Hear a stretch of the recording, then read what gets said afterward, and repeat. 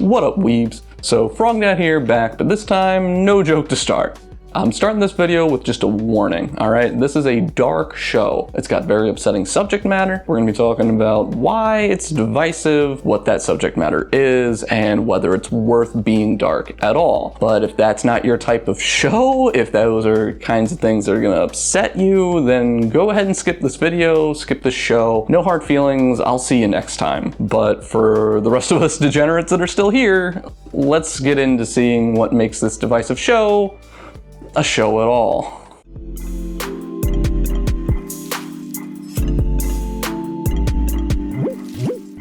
All right, that was it. If you're still here, then I'm betting you're on board. So let's go ahead and get into our first category of the story.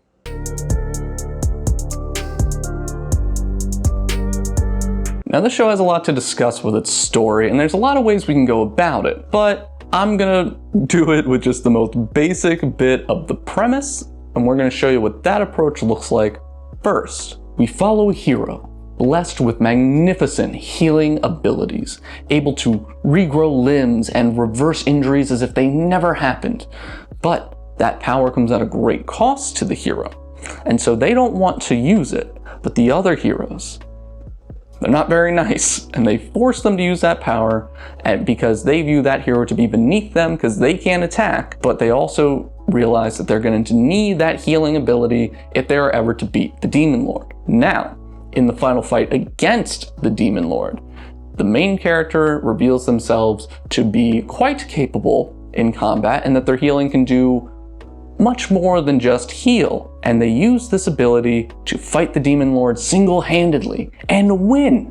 And using that power, they reverse time by healing the earth, undoing what had been done to it. And they go back 4 years before any of the troubles had begun for them, before they became a hero. And this time, they set out to do it right and to get revenge on those who forced him to use the powers he never wanted to. That premise is what hooked me. I like the idea of a hero who has a power that is perceived to be weak, but if they're clever, it could actually be the strongest. Possibly the best example of this in recent years has been Rising the Shield hero. Main character gets a shield, not a weapon, everyone thinks he can't fight, but he's clever, he's smart, he figures it out, and he becomes the strongest. I was hoping to see that here as well. Now, I also like the setup of a healer getting revenge on their party for being dicks, but maybe that's just the gamer in me, and I always play support. However, that description doesn't really get into the depth of why this story is so divisive and what makes it stand out. As it turns out, whenever the main character heals someone, they will be fully restored, like brand new. It's a miracle. But in order to heal someone, you must fully understand them. And in order to do that, the way his power works is that he has to live through what they have lived through. All of the pain that an injury would cause. Like if you lost an arm, he's gonna feel like he lost a fucking arm.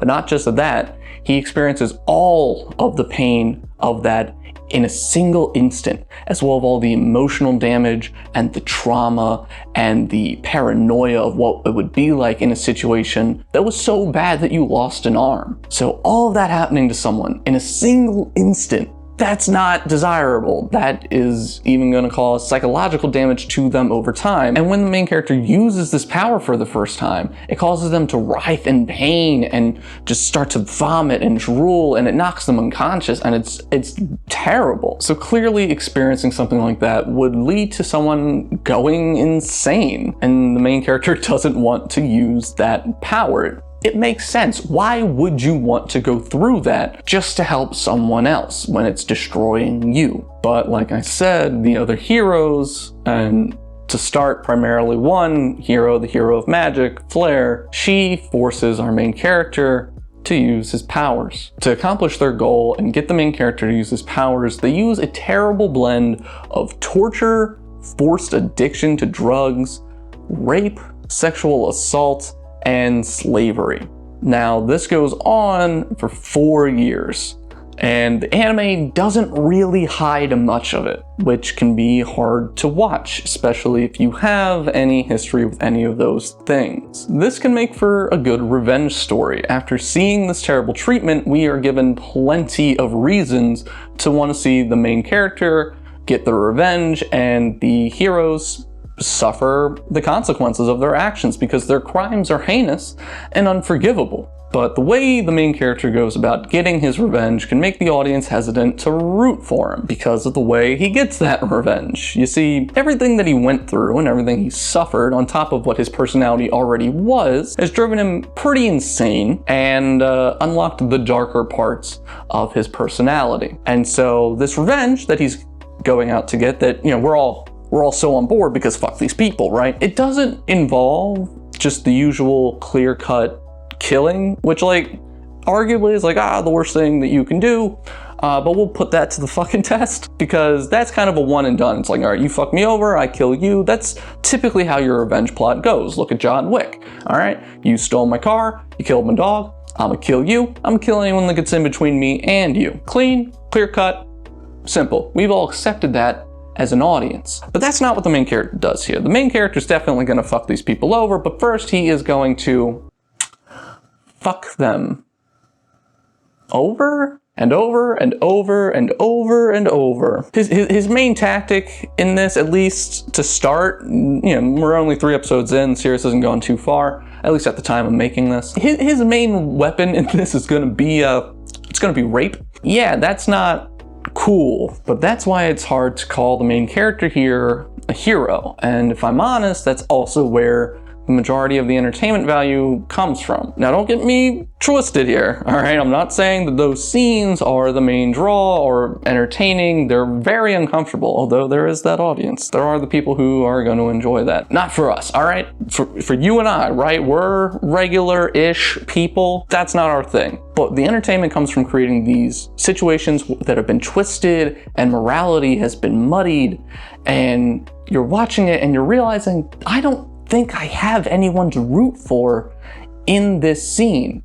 And if I have no one to root for, why am I even watching this? What does that say about me? What does that say about this show, about the industry that would make it, about an author who would write it? And more importantly, what does it say about the world within the show and how it came to be? The darkness is intriguing, especially with how brazen the series is with showing it. Most shows tend to cut away from the darker parts, but here they're on full display. But past all of that, there are other notable things about the series. The power system is interesting, even if the level cap thing getting raised by Hero Seed is stolen directly from Rant. If you don't know about that and you like this show, go check out the Rant series. I'm interested to see how strong the main character can get with their busted power and all the cool things they could think to do with it. Now, the anime doesn't make all their like extra abilities super clear because all they do is say heal and then things that aren't healing happen. But if you're confused about that, do what I did. Go check out a couple chapters of the manga or read some of the light novel. It's explained a lot better there. It's just an issue with the on-screen translation because there are multiple types of heal, but they just keep saying the same word, heal, and it's a mess. So just do yourself a favor, check out a couple bits of the written work. It'll explain it a lot clearer than I'm going to be able to here. Perhaps the biggest traditional draw is going to be the Demon Lord.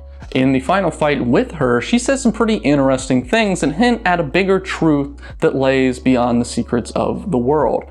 Now, my speculation is that it's going to have something to do with the leveling system or the hero system in general. Maybe it just has to do with humans' role on this planet or their past with the Fae. The idea of bigger secrets at play behind the world and the leveling system and the purpose of it is something that I've seen before in a few manga. It's not popular enough that it's a trope just yet, and I'm really interested to see what they could do with it if that's the direction it's going. Again, all speculative. We'll find out in time, right? All in all, the story has some cool stuff in it, and it can raise some interesting moral questions that can be intriguing to a viewer, but oftentimes the situations that raise those questions are uncomfortable to watch at best. If I'm being honest, which is what I intend to do here, the gratuity of those morality questioning scenes can be enough to undercut the entirety of the world building and the mystery that the series is trying to set up. but I also can't deny that that is what makes the series stand out, even if it's in a negative way. But with that, the stage is set. So now let us meet our cast. Our main character is Kiaru. Now, we haven't seen too much of what he was like before the torture, but from what we can gather, he seems to have been a pretty doughy-eyed kid who had good intentions of being a hero and helping people once, he was given the call. Now, some of this still shines through in who he is even to this day, because when he's enacting his plans, as gruesome as they may be, he does try to avoid involving innocent people. Now, I have been told that changes later on and that he kind of stops giving a shit about anyone, but for now, it's at least a slightly okay quality that we can cling to. But there is no denying that the years of torture and abuse have turned him into a cold and sadistic existence. He's also smart and cunning. I think the best examples are seeing all the different ways he figured out how to use the healing ability, something that was perceived to be weak and trash. But then we also see he's figured out ways to get out of his old life. Now, I'm gonna wrap up the fact that the way he figured out how to get out of it wasn't the best because he was tortured and he's insane and he's not thinking the most clearly. So even if it wasn't the best way out of that life, he still figured a way out of it. But his cruelty and Machiavellianism can't be understated. I mean, taking your abuser and breaking all of their fingers one by one, telling them if they can get through it without screaming, you won't rape them. And then healing all of their fingers when you only had one left, breaking all of them again, and they evidently scream out saying you tell them they've lost, you rape them, erase their memories, make them fall in love with you and follow you, and be your servant. That is all kinds of fucked up. But damn if that darkness isn't kind of enthralling, even if it's just in the sheer ludicrousy of it. Speaking of the abuser, we have Flare, a former princess who initially comes off as kind and reliable, but that is a facade. She is actually elitist and vindictive and very sadistic. She is the first biggest abuser of the main character and the one who really sets his entire life on the course that it takes. She somehow decides the main character is both worthless with his ability and a necessary resource in the fight against the Demon Lord. It only takes her one look at him after collapsing from healing someone one time to immediately go, yep, fuck it, get him drug addicted, torture him up, let's see what we can get happen. Force him to do it. Fuck that guy. So fast. Like, damn, man. Like, no 3 strikes with this bitch. You're playing for pinks. She seems to love looking down on other people, so much that it appears to get her off. She is a terrible person, and death would almost seem to be too kind. Unfortunately for her, the main character thought this too, and so now she follows him around as his servant, thinking that he is her savior and the love of her life. Now, I don't know if she deserves all of that, but sucks to suck. Now, Blade is the hero of the sword, and they are insane, and they're obsessed with Flare, to the point where they hate the main character for even being near Flare, regardless of the fact that it's against the main character's will at all. Now, from what we've seen, her abuse is more on the physical side than the sexual side, but the fact that I have to make that distinction is terrible to start with, but honestly, we don't know too much about them at this stage,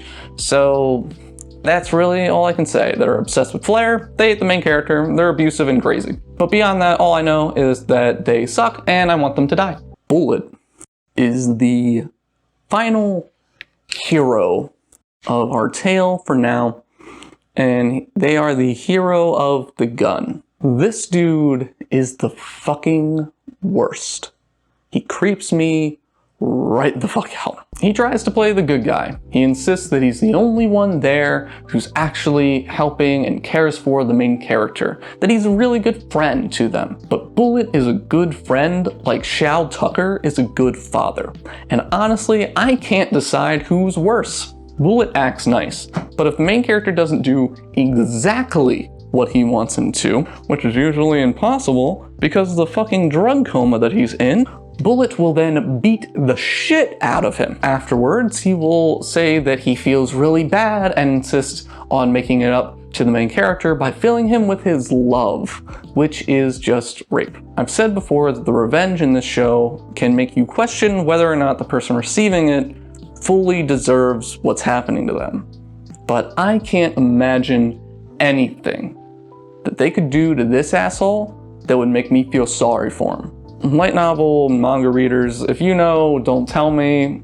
I want to see this shit for myself. The final character that I'm going to talk about is Setsuna. Now, she was just introduced towards the end of the 3rd episode, but I get the feeling that, she's in the OP and shit. She's probably going to be a big character, so I feel the need to mention her here. You see, I really like the dynamic that she brings to the show and to the team that's forming with the main character. You see, she wants revenge, like really bad, more than Tallahassee wanted a Twinkie in Zombieland. And the main character sees that and is like, yeah, fuck it, let's go fuck them up. Beyond that, I don't know anything about her, but she seems cool. I like that dynamic. I can't wait to see more. Alright, so that was everyone worth mentioning. Now let's talk about how this shit show looks.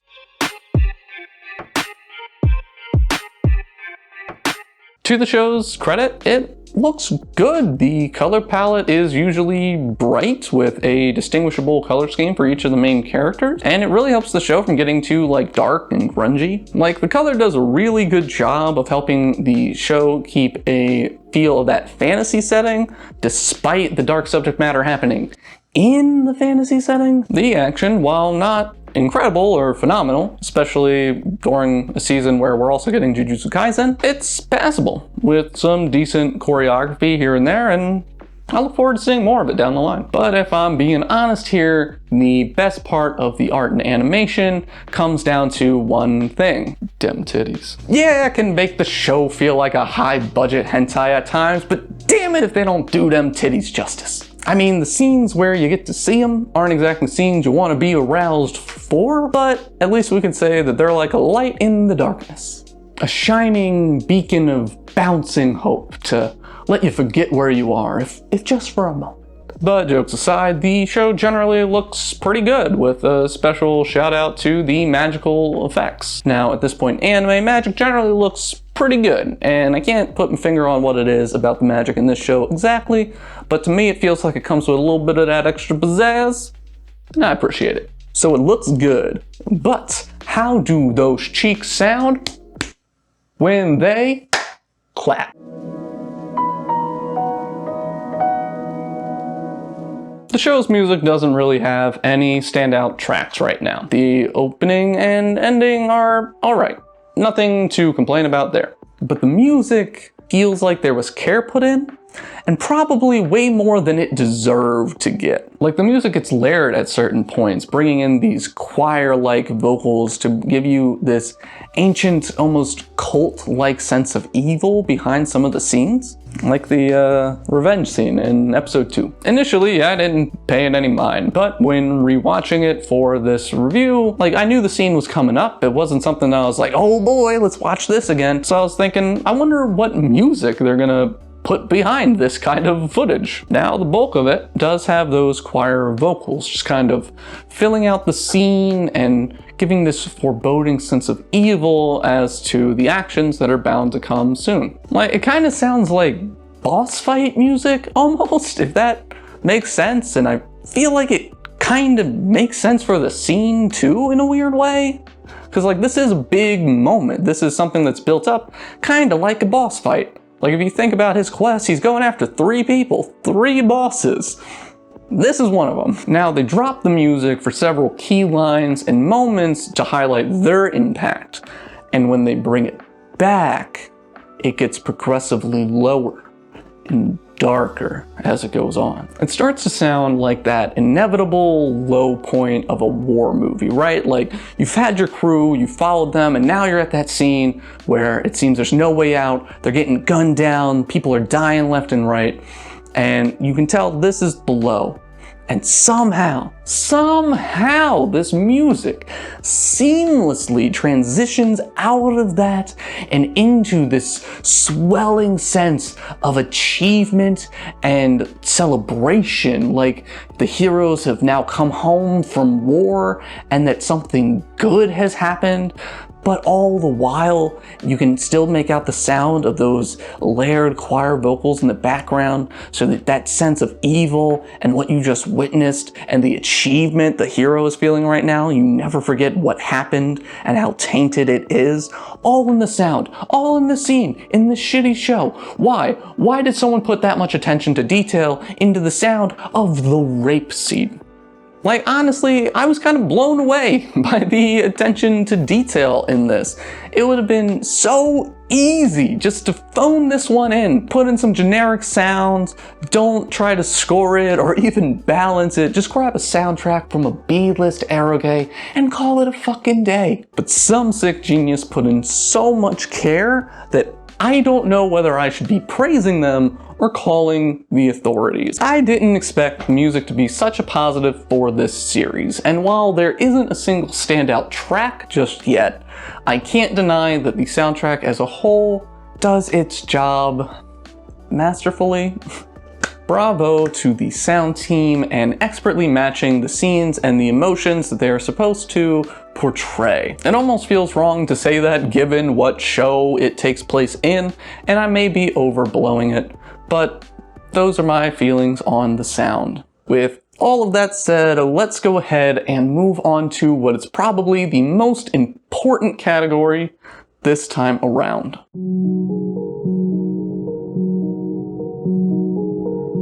This time around, the intangible quality of the series is going to be the make or break for the show. It's the subject matter. This is a dark story, and that darkness finds itself creeping into every nook and cranny and crevice of this series. It's in every panel, it's in every sound, it's in every story beat, it's in all of the actions the characters take and the actions that the people they interact with then take, that then take, that then take, that then take. I do think that there is an interesting story here, but it is locked behind a barrier, and the toll is going to be your own emotions. But you have to be able to take your gut reaction to what you're seeing and just set that shit aside. You have to be able to look at the horrible atrocities on screen not as atrocities, but simply as elements to a bigger story. If you are unable to do that, then this series is going to be dead on arrival for you. However, if you are a seasoned critic or anime fan or just a lifetime degenerate, then you can probably enjoy the show for what it is. But this point can't be understated, so there you go. You decide your boundaries and whether or not this show falls within them. Maybe as a test run, check out the first episode of Goblin Slayer. I don't know, man, just live your life. All right, let's wrap this up.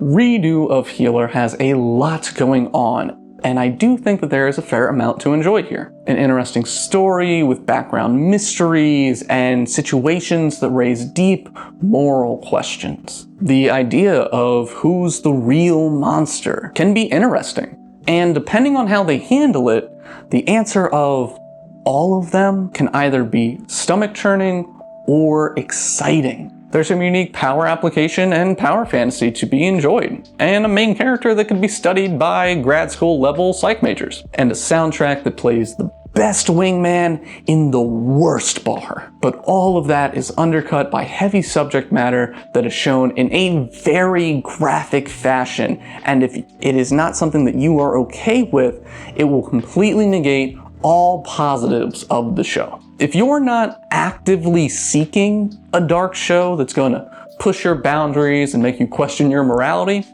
then go ahead and skip this one. All right? Just leave it. There's plenty of cool shit to watch. If you want something that's going to be good and raises moral questions, go watch Beastars. Just blanket recommendation. Beastars. You'll have a much better time, I promise you. Personally, I'm gonna be continuing to watch it to see how crazy this shit gets, as well as to enjoy the well-funded anime titties like the gentleman of culture that I am. But that's all I'm gonna say on this divisive show. Go ahead and let me know in the comments down below if you're gonna start watching or if you're gonna keep watching the series. While you're down there, let me know what kind of a hero would you like to be. Personally, I'd love to be the hero of magic, so I wanna get some cool, like, lightning powers or teleportation abilities or some shit like that. While you're down there, go ahead and drop me a like if you would be so kind, especially if you enjoyed the video. Go ahead and share it if you think it's worthwhile. And of course, subscribe for more content like this. Be sure to ring that little bell that's gonna let you know anytime that I post. If you do any of those things, I greatly appreciate it. It really helps the channel to grow. It puts us in the algorithm, especially since we're so small. Those things are really kind of the thing that makes the difference for us. But if you're looking for more from me and you wanna be a little more interactive, please do go ahead and follow me over on Twitch. We hit affiliate and we've been growing ever since. I'd love to grow with you. Come over and be one of my little tadpoles. We have a lot of fun with crab hands and just cracking jokes. I stream on Tuesdays and Thursdays starting at 9, and I'm looking to add more times.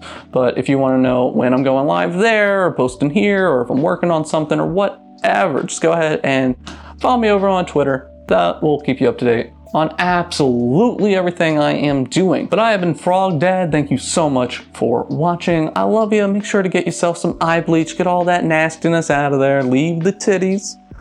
Keep it weird. And I'll see you next time. Oh yeah, hit the mine. Yeah, fuck you, dude. With the napalm too.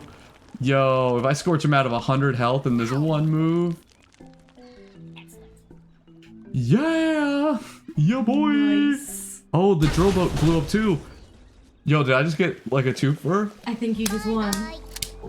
Hey!